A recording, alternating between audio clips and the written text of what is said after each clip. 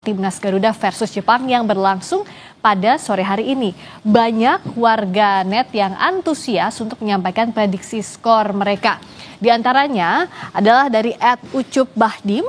Dalam kolom komentar ia menyebut skor 2-0 untuk kemenangan Indonesia yang dihasilkan dari gol Beckham Putra dan Ole Romeni. Lalu kita lihat juga yang lainnya. Ada juga dari @joda_84 yang menyebut sepertinya sama-sama kuat. Yang penting jangan sampai kalah mental duluan dan usahakan bikin angka lebih awal. Lalu selanjutnya ada dari @hariputraananda di kolom komentar cukup banyak menganalisanya. Ia mengulas tentang timnas Indonesia dan Jepang yang sama-sama ingin unjuk gigi di laga kualifikasi Piala Dunia. Jepang dinilai akan menutup pertandingan dengan kemenangan. Sementara timnas Indonesia juga tidak kalah akan unjuk gigi dengan rotasi pemain yang jarang tampil dan diharapkan bisa membawa kemenangan. Prediksi antara Jepang dan Indonesia adalah 3-1.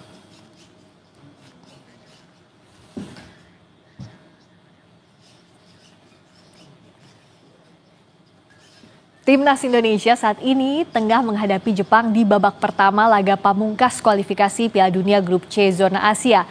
Sementara kedudukannya 0-2, kita ulas bagaimana kekuatan dua tim, terlebih timnas ingin meraih poin dan membalas kekalahan di GBK tahun lalu. Saya sudah bersama dengan analis sepak bola Kesit Handoyo. Bung Kesit, selamat malam. Selamat malam, Mbak Friska.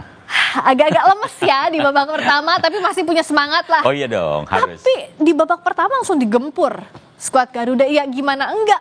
Ada Endo di sana, ternyata dikira pemain lapis kedua, Mas Kesit, Bu Kesit. Iya, kalau lihat dari formasi yang diturunkan oleh Jepang ya, walaupun memang mayoritas adalah pemain-pemain lapis kedua, tapi lagi-lagi ada Endo di sana, ada Takefusa Kubo di sana. Ini dua jenderal lapangan Jepang yang sejak peluit pertama dibunyikan itu tampil begitu dominan ya, hingga akhirnya aksi-aksi dari pemain ini betul-betul luar biasa, betul-betul mampu untuk bisa mendikte bagaimana pertahanan Indonesia itu mudah sekali ditembus begitu ya, sampai akhirnya tadi gol tercipta di menit ke-15, kemudian juga 4 menit kemudian kembali gawang Emil Audero harus kebobolan untuk kedua kalinya. Ini sebuah penampilan yang memang sangat luar biasa dari Jepang. Jadi artinya walaupun Jepang banyak menurunkan pemain-pemain lapis kedua, tapi pengalaman mereka sangat luar biasa ya, bermain di klubnya masing-masing. Ada 2 debutan memang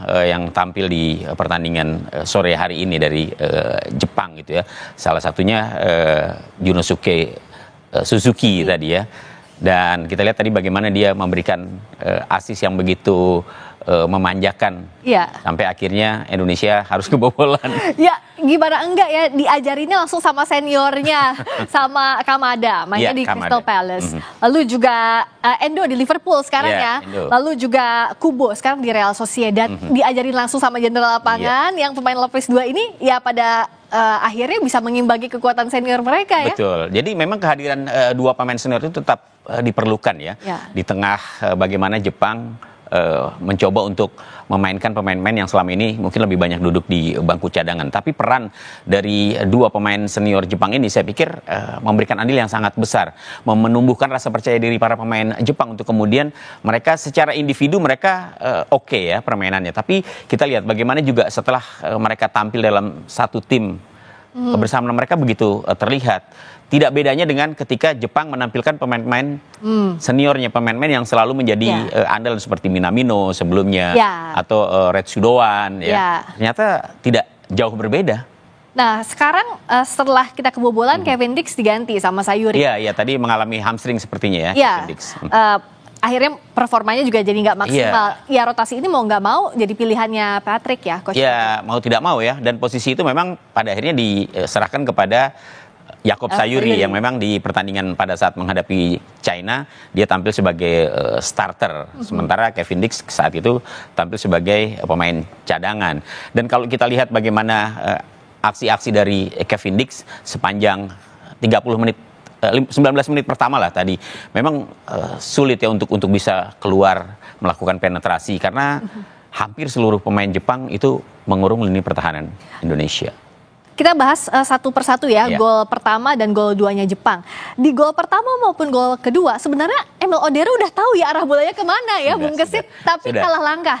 Iya, pertama itu, kemudian memang mengantisipasi umpan-umpan crossing itu nggak begitu mudah ya bagi seorang penjaga gawang. Karena ketika dia menghadap ke sisi kanan, dia harus memperhatikan juga pergerakan pemain yang sebenarnya tidak terlihat oleh dia. Dan itu tugasnya back-back Indonesia sebenarnya untuk mengantisipasi bagaimana kemudian pemain lawan yang akan mendapatkan umpan crossing itu memanfaatkannya. Dan tadi kita lihat J.I.Z juga terlambat ya untuk bisa melakukan blocking terhadap Kamada. Nah, apa yang membuat, kalau kita lihat dari awal pertandingan, back belakang kita, pemain back kita tuh kan biasanya responsif dan cepat ya, Bung Jai dan kawan-kawan. Tapi apa yang membuat, apakah memang langkah Jepang lebih cepat atau mereka sudah tahu strategi Indonesia ini, jadi kita memberikan banyak-banyak umpan crossing? Pertama memang permainan bola-bola pendek Jepang ya, dari kaki ke kaki ketika memasuki area pertahanan Indonesia itu sangat luar biasa.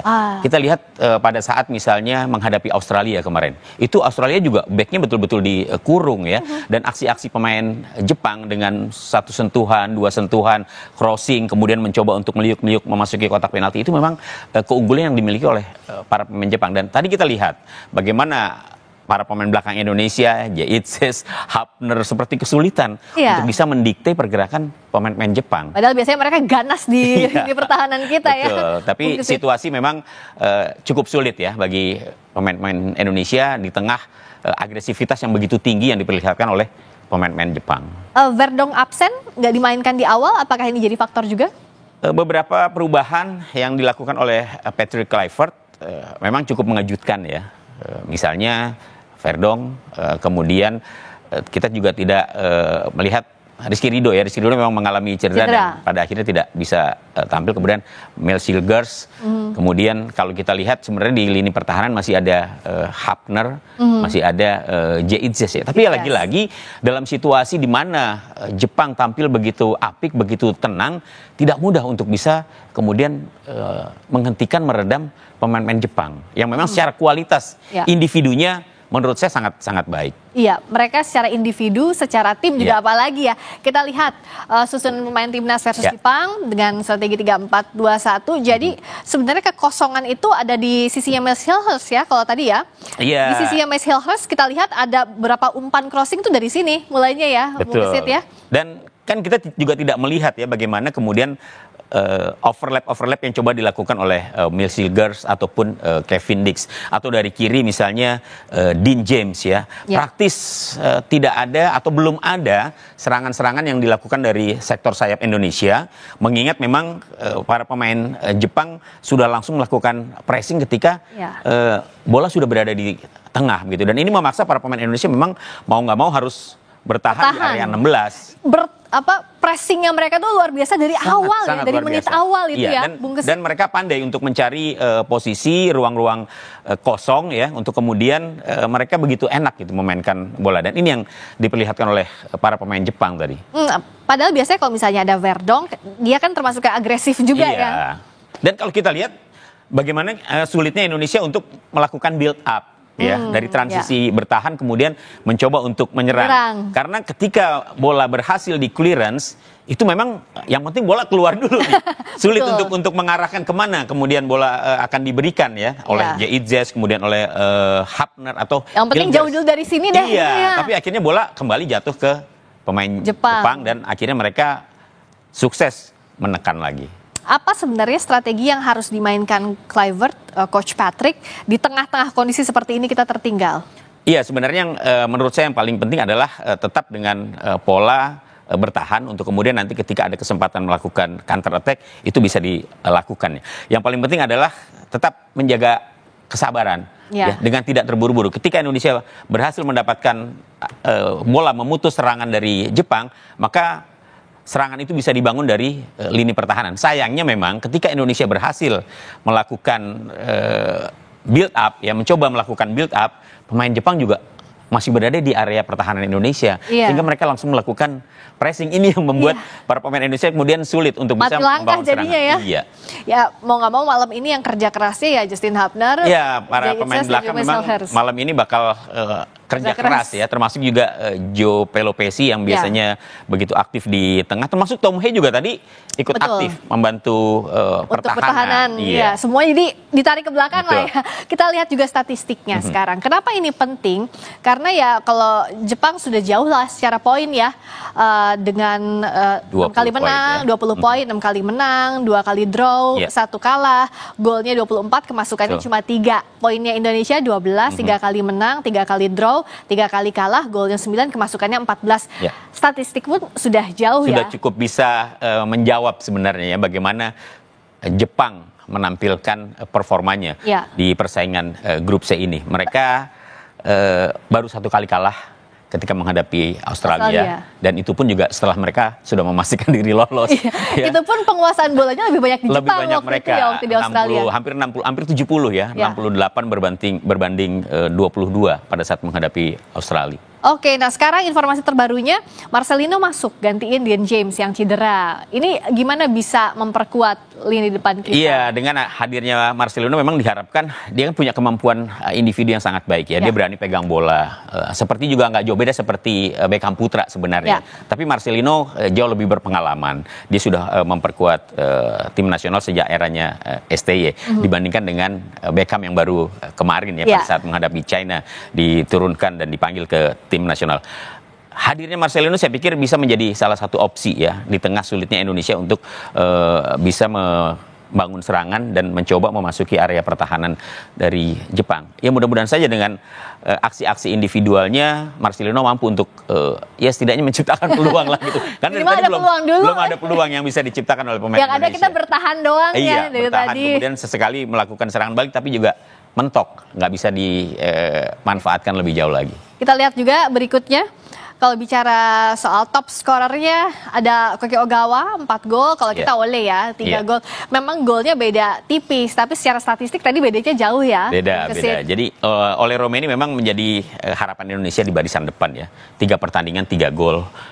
Debut yang sangat baik ya. Artinya dia menunjukkan kapasitasnya sebagai seorang striker. Tapi Jepang kan tidak hanya bergantung kepada Ogawa ya. Banyak pemain lain yang bisa diharapkan seperti tadilah Kubo misalnya. Kamada pun sebelumnya ada Minamino, sebelumnya ada Retsudoan ya. Jadi saya pikir memang kalau kita bicara bagaimana gol-gol yang tercipta antara pemain dari Jepang dan juga Indonesia, Jepang lebih banyak pemain yang bisa menciptakan gol dibandingkan dengan Indonesia. Indonesia hanya Ole Romeni dan kemudian juga ada Marcelino yang sebelumnya juga pernah menciptakan gol. Nah, nextnya apa yang juga harus kita siapkan calon lawan timnas di babak keempat. Ibaratnya gini lah, kalau lawan Jepang ini kan kita beruntung lawan pemain-pemain bintang Jepang. Jadi kalau kita bermainnya minimal bagus, itu bisa meningkatkan kepercayaan diri kita, betul ya, Bung Kesit ya. Nah, tapi kalau membaca siapa yang sudah lolos, Uni Emirat Arab, ada Qatar, Irak, potensinya juga antara Oman atau Palestina dan Arab Saudi atau Australia. Dari faktor yang secara teknisnya kemampuan dan juga privilege tuan rumah yang diberikan kepada Arab Saudi dan Qatar, gimana Bung? Iya, memang sudah ditunjuk ya tuan rumahnya, walaupun saat ini masih ada protes yang dilakukan oleh Irak termasuk juga Indonesia untuk lebih transparan dalam menunjuk tuan rumah ini. Oke lah, kita bicara Saudi Arabia dan Qatar yang akan menjadi tuan rumah. Pastinya Indonesia tidak akan satu grup lagi dengan Saudi Arabia, tapi akan berada satu grup dengan Qatar. Tinggal mencari siapa lagi nih satu, ya antara Irak atau Palestina, ya ini ya, atau Oman. Ini yang menurut saya masih menjadi teka-teki siapa nanti yang akan menjadi lawan Indonesia yang masuk di round keempat ya. Kita sih berharap, kalau saya berharap siapa Bung Kesit yang diharapkan? Kemudian Oman. Walaupun Qatar agak-agak deg-degan, ingat drama waktu itu nggak sih lawan Qatar?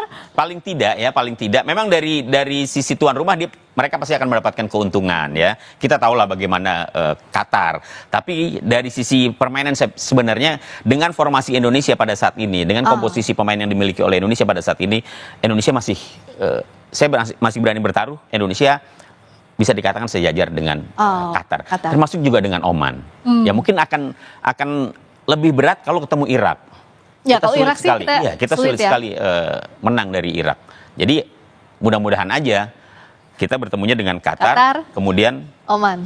Tapi kalau lawan Qatar ini artinya kita harus kelihatan banget menang mutlak ya. Gak ada kesempatan buat Qatar yang guling-guling di lapangan gitu ya, drama-drama. Kita tahu lah bagaimana mereka memainkan dramanya setiap kali tampil di kandang sendiri.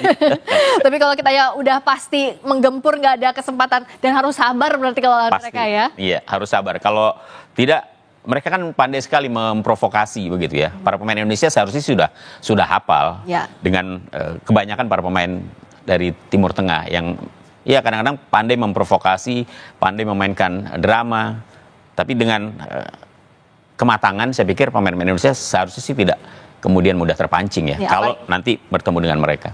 Kemarin terbukti waktu lawan Tiongkok di titik putih saat momen krusial aja mereka udah bisa menguasai begitu ya. Itu kan pengalaman berbicara dan kemudian bagaimana juga para pemain sudah hafal dengan trik-trik yang biasanya dilakukan oleh pemain lawan. Nah sekarang kalau lawan Jepang apa yang bisa kita harapkan ya, setidaknya nggak terlalu ketinggalan jauh aja udah bersyukur. Iya.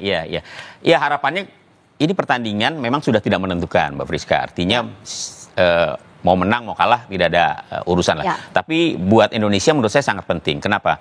Jepang adalah tim kuat. Jepang sudah memastikan diri lolos. Posisinya ada di peringkat ke-15. Artinya kalau kita bisa mendapatkan pengalaman bertanding dengan Jepang, itu akan sangat berharga bagi para pemain. Setidaknya menambah menit bermain. Kemudian bagaimana pelatih terutama juga menganalisa ketika ketemu dengan tim-tim kuat seperti Jepang. Jadi banyak sekali manfaatnya ketika kita menghadapi tim sekelas Jepang. Ya apapun hasilnya lawan tim sekelas Jepang sih hal yang positif buat kita ya. Secara individu pun melawan Endo, melawan Kubo kapan lagi ya kalau nggak di momen ini. Ya walaupun kita juga punya pengalaman ya ketika kita kalah 0-4 di pertemuan pertama di Jakarta. Terima kasih banyak. Bung Kesit, kita masih terus dukung lah sampai selesai pertandingan ini. Tetap semangat juga Bung Kesit, terima kasih. Dan saat lagi kami juga masih terus akan menganalisis bagaimana pertandingan Indonesia melawan Jepang. Jangan kemana-mana, tetap di Sapa Indonesia Malam.